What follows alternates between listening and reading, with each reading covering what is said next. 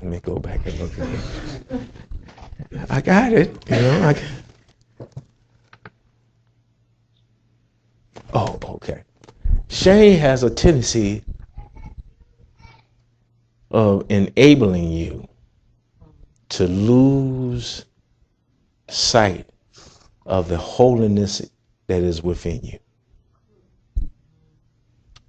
Because most of us say to ourselves, I know many of us have said, I used to be like this. I don't know what happened.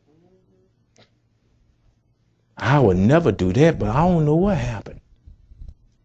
Because we have lost sight of holiness that's in us.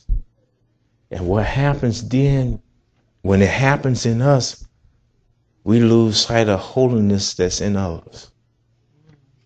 See, I can call a spade because I'm a spade. You follow what I'm saying? You can't call somebody something that you're not associated with yourself. He a liar.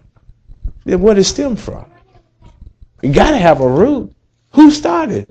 God. There was nothing. It said in Jesus, there was nothing in Jesus to attempt him to do evil. So it didn't start with God. So it had to have a root somewhere.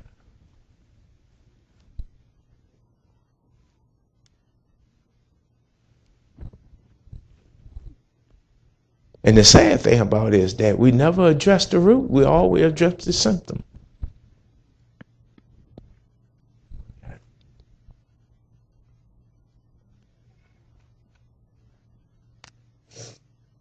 Jonathan's son name was Mephibosheth.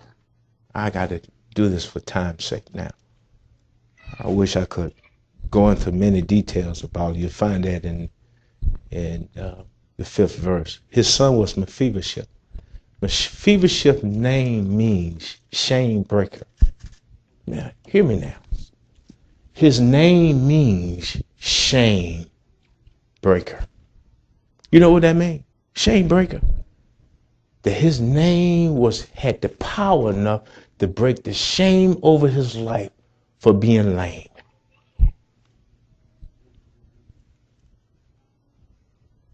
And most of us have something in our life that's causing us to be lame before God. Can I tell you something about the Old Testament God that y'all did never get familiar with? Because if you ever get familiar with the Old Testament God, you will stop half the stuff that you're doing right now. Can I tell you something? You could not be lame and serve God. God got rid of crippled. You ain't hear me. You couldn't even enter the tent of meetings, the holy place of God, being lame. Are you hearing me today? You couldn't. God could not accept anything lame. He said, offer the best to me.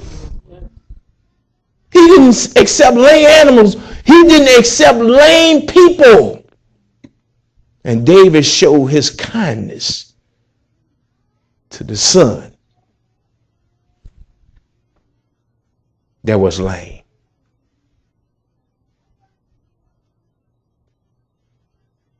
Somebody have to show you some kindness. And God always shows us kindness. He never brings the word first. He brings love first. See, I made a mistake. You know what I did? Me. I tried to correct my children before loving them first. Because I was struggling with shame. Are you hearing me today?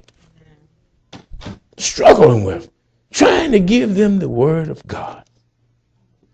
Not offering them love first.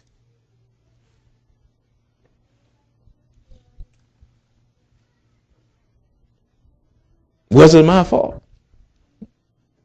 Partly. Because as I said, I sat at the table of God. As did Mephibosheth.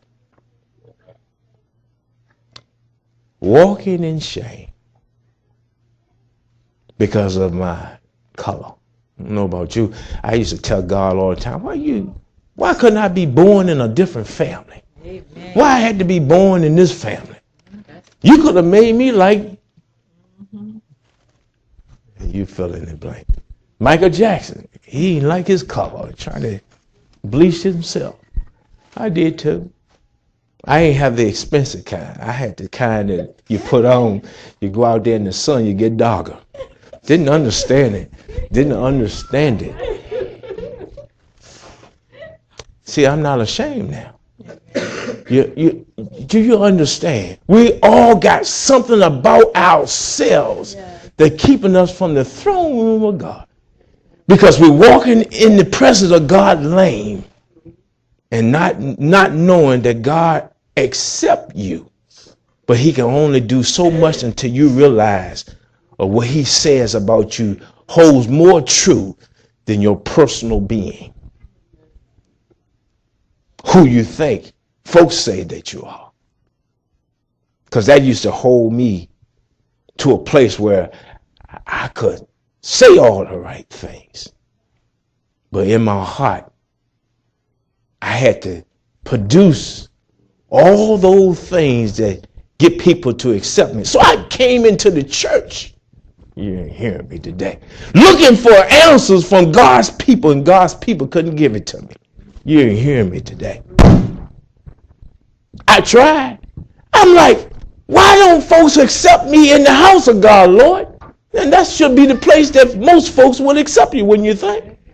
But that's not the case. Can I tell you something? They are worse than those that you just left. Now I'm thinking the whole time, Lord, why I come to you then?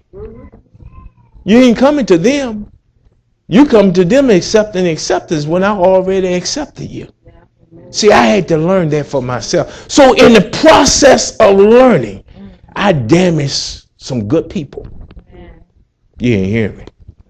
My family. I damaged them.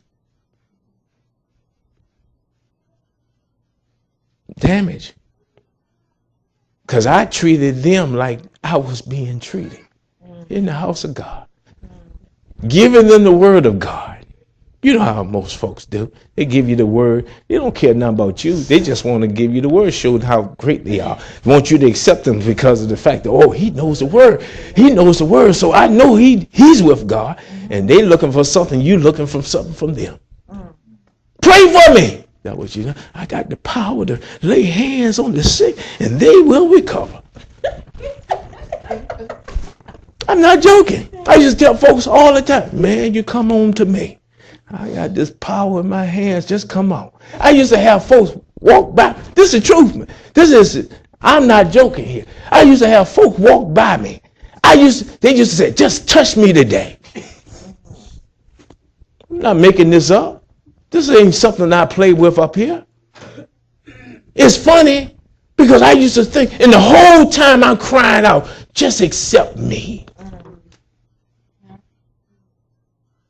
Just want to be accepted. Everywhere I went, it seemed like I just didn't fit in. And I used to ask, Lord, why don't you just fit me in with everybody else? He said, I'll call you apart. You holy. Our problem is that we don't want to be holy. We don't want to be set apart from everybody else. So what we do, we operate in shame, not understanding that shame is the opposite of holiness. See, I can tell you. Then I tried my best to start believing what everybody else believed. Oh, really? You can do that? Oh, yeah. She used to come to me. Oh, yeah, I can find it in the scriptures now. Never seen it before. Now, all of a sudden, I'm seeing it. Oh, I got to be accepted. So I got to water this thing down a little bit. I can't do it that way I want to do it because of the fact that these folks will look at me this way, too.